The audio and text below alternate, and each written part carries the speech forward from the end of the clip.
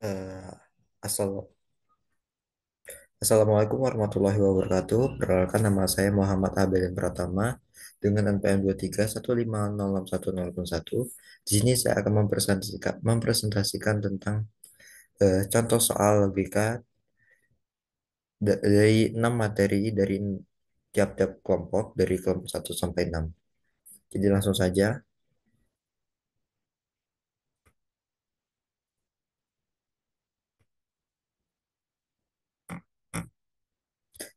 Nah, ini contoh yang pertama dari kelompok 1, yakni materi resolusi.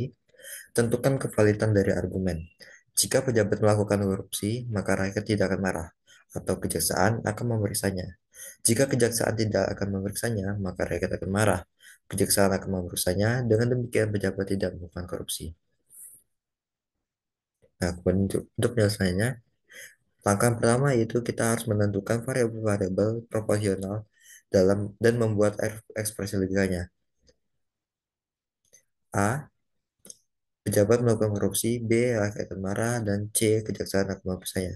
Maka akan menjadi yang pertama itu A. Implikasi negasi B atau C. Yang kedua implikasi negasi C implikasi B.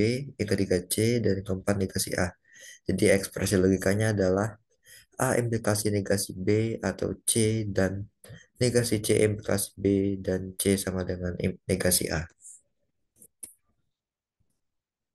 Kemudian langkah kedua, ubahlah ekspresi logika tersebut dengan strategi pembalikan yang mendekati kesimpulan untuk menghasilkan eh, A implikasi negasi B atau C, dan negasi C implikasi B, dan C dan B implikasi B dan C, dan negasi-negasi A sama dengan hmm.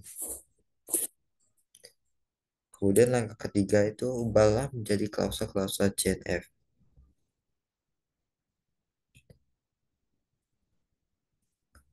Yang pertama itu A implikasi negasi B atau C sama dengan menggunakan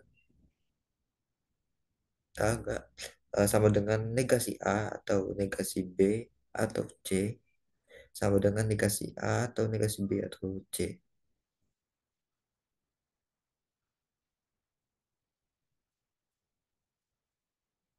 Kemudian yang kedua itu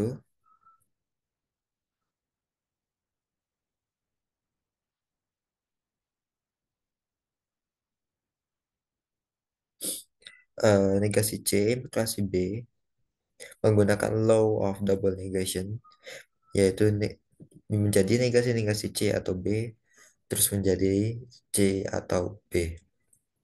Kemudian yang ketiga itu C, dan yang keempat itu negasi-negasi A implikasi A menggunakan law of double negation.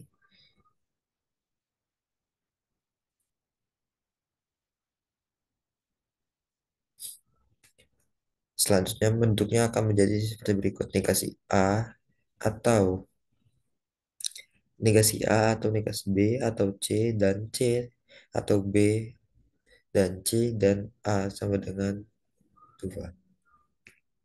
Kemudian yang keempat, susunan pohon resolusinya seperti berikut. Jadi, di sini terdapat himpunan negasi A, negasi B, dan C bertemu dengan himpunan C dan B yang menjadi negasi A dan C. Kemudian bertemu dengan eh, himpunan A menjadi C dikarenakan tidak mungkin untuk mereshuffle C dengan C untuk menghasilkan klausul kosong sehingga argumen dipastikan tidak valid. Nah, untuk contoh berikut dari kelompok 2 dengan materi konstruktif dilema, dia terdapat premis. Yang pertama itu jika saya belajar maka saya akan lulus ujian.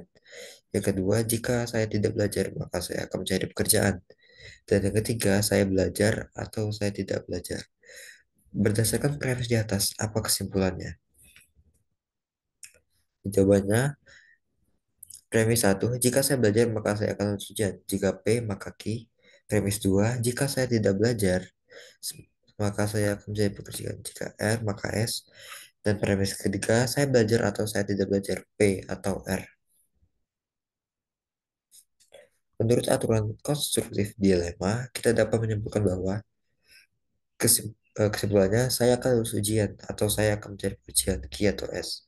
Jadi, berdasarkan premis-premis yang diberikan di atas, kesimpulannya adalah bahwa saya akan lulus ujian atau saya akan mencari pekerjaan.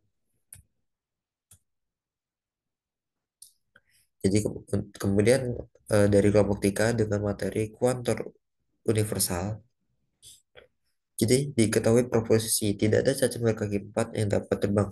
Proposisi tersebut setara dengan semua cacing tidak berkaki empat dan tidak dapat terbang. Semua cacing tidak berkaki empat atau tidak dapat terbang. C. Tidak semua cacing berkaki empat dan tidak dapat terbang. Dan D. Tidak semua cacing yang berkaki empat maka tidak dapat terbang. Jawabannya QX, X dapat terbang, PX, X berkaki empat, S simpulan semua cacing. Lambangnya negasi terdapat X elemen dari S, PX, dan QX sama dengan kuantor universal X elemen dari S, negasi PX, V negasi QX. Jadi jawabannya yang tepat adalah B. Semua cacing tidak berkaki empat atau tidak dapat terbang. Contoh berikutnya dari kelompok 4 tablo sematik.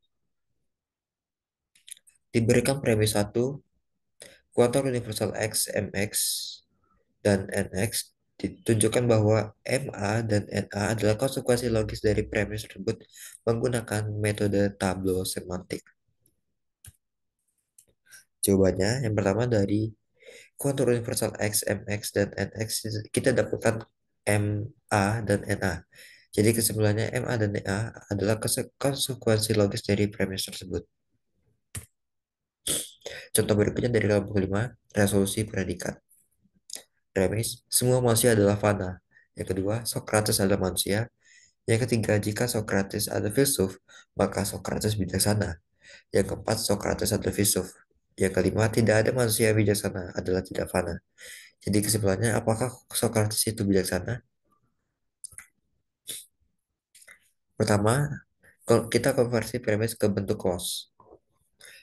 Kuator universal X, MX, implikasi FX, implikasi negasi MX, atau fx. Yang kedua itu M Socrates. Yang ketiga itu kuantum universal x px, implikasi wx, implikasi negasi p Socrates atau w Socrates. Yang keempat itu p Socrates.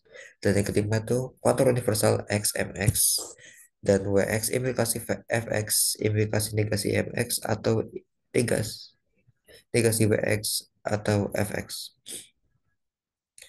Kemudian clause yang digunakan itu clause 1 negasi MX atau FX, clause 2 M Socrates, clause 3 negasi P Socrates atau W Socrates, dan clause 4 P Socrates.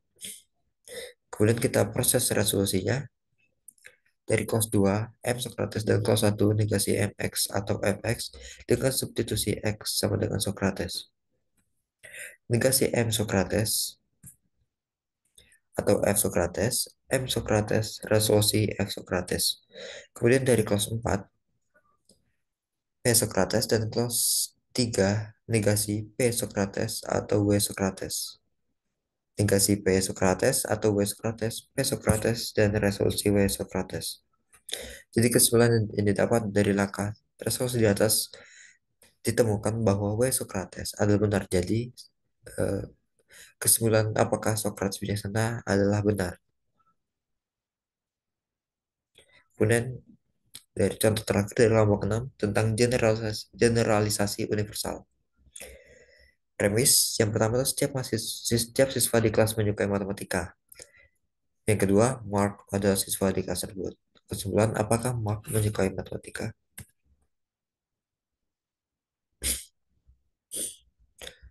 Premis satu, kuantor universal X SX implikasi MX. Untuk semua X, jika X adalah siswa di kelas, maka X menyukai matematika. Premis 2, Mark adalah siswa kelas tersebut.